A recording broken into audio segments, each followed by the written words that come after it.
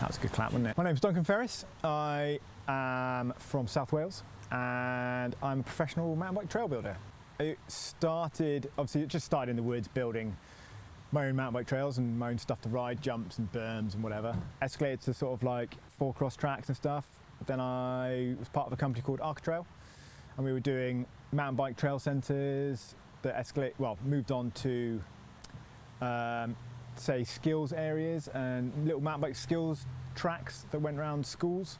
And we did a load of projects all over the country, from pump tracks around schools and little skills areas and little bits of mountain bike trail, generally for loads of different people. So Forestry Commission, local councils, private landowners and schools and stuff. And that escalated on and we ended up partnering with Velo Solutions. So we ended up doing full tarmac Velo Solutions pump tracks. Did them all over the country, quite a lot in Scotland actually. And yeah, that was great. And then it escalated on to more now where I work at Bike Park Wales, and it's everything there. From we've got a pump track, we've got dirt jumps, we've got downhill trails, we've got cross country trails, we've got climbing trails, we've got e-bike specific stuff, we've got everything really. So first got, I suppose, paid to build mountain bike tracks maybe 2003, 4. So what's that? Oh god, that's 20 years. One that stands out, I suppose, there's a few. One would be a Velo Solutions project in South Africa, which was a charity project in Lesotho in South Africa. And we built a pump track for the local community, and it was just all the local kids there, just for them. And they had brought in loads of bikes for everybody. And it was just sort of a project that happened down there, and it was pretty amazing to see all the kids running around the track. Even they enjoyed running around it, and then when they all got bikes, it was incredible.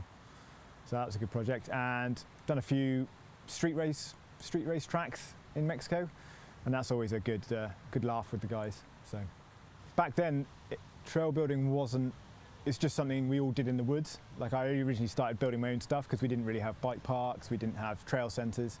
So if you wanted to go ride, really, you go in your local woods and you build jumps and build stuff. So, and back then there was no social media and stuff like that, so you never really got to see what everybody else was doing.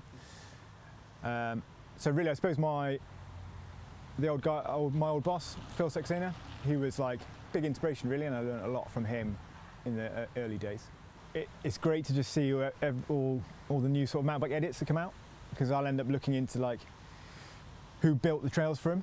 And I'll obviously enjoy watching the mountain bike edits and stuff like that, but be critiquing the trail that I suppose that's there, just seeing what it looks like and stuff. And half the time I'm looking at, oh, look how cool that feature is or whatever, and working out who builds the trails and stuff. If you can build trails pretty quickly, and you can build pretty much what you want in the right conditions. As soon as it starts to get too wet, it's an uphill battle every day. Or if it's too dry, you have pretty much the same thing. Too dry, you have big piles of dust, you can't compact anything. Maybe a general term, it's probably all the other user groups you might find in a forest. So sometimes mountain bikers will go and build a trail and stuff, and it might cross footpaths or dog walking routes or anything like that. So you might have a bit of conflict between the user groups. Dog walkers are always a bit like mountain bikers herring about, or horse riders and mountain bikers, it doesn't get on so well. So sometimes that can be a bit difficult, and obviously those are the main things that cause any problems with landowners. So if I was just getting into trail building, I think it is to go and find your local riding groups and go from there, because the best way to start generally is to go and do trail maintenance, and then you'll learn from people there, learn how to, some of the techniques, basic techniques, and then you can also find out if there's a possibility of building any more trails on that hillside. So if there's already trails on that hillside, the likelihood of being able to build new ones is higher than on a random hill somewhere. So that's probably the best way to start, and then you'll be able to go from there and hopefully get to the point where you can start building your own mountain bike trails. Best tools to start with would be probably a digging hoe, a shovel, good shovel. For me, it's anything with the longest handle, stops my back getting bad. But yeah, a nice digging shovel so you can get some good dirt, which is generally deeper in the ground, and a nice hoe to dig off all the topsoil. That's a good start. The biggest difference between digging for myself or digging for as a contract or for a project is generally for when you're a professional trail builder, really, you are constantly digging for somebody else.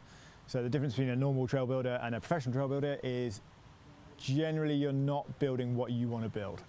You're, not that it's a bad thing, but you're building, you know, a trail for a lesser ability, or you might be building a trail for a much higher ability, and you need to kind of weigh that up. So generally you need to take your own riding ability out of it and build trails to the brief, really. You'll get a brief when you do it professionally, like who you're building for, where the trail goes, what they want to include in it, and generally a grade of rider they want to use to, or have the trail for. Main steps for building a trail, I suppose, the first thing you do, you scout out the hill, or wherever you've planned to build a trail. You go and wander around the whole hill, you try and find some features, either some big rocky outcrops, some nice dirt, have a little look around, try and piece it all together, where you want to start, where you want to finish, have a good look around, maybe mark some little bits out, and then it's kind of linking those good features all together. And yeah, that's generally how you'd start. And then it's following on, you'd actually start the digging phase. You know, maybe you'd start on some of the bigger features, and then you'd work ways to link them together. And then obviously it's testing them.